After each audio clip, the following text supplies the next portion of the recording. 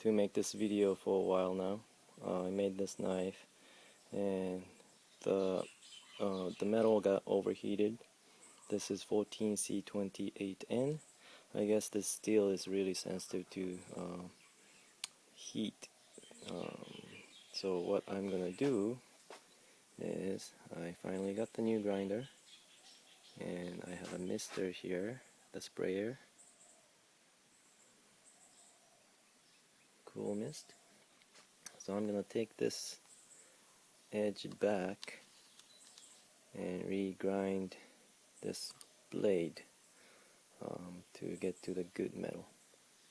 Okay, so I took that much off. Now I'm going to regrind the bevel. Okay, so I reprofile the blade. There's still a little bit of grinding to do, sharpening. I think I'll do this on, I'll do it on a stone, Japanese stone, just to make sure. My logo is gone. I have to put a new logo. But hopefully this, will do the trick. I cut a bunch of cardboard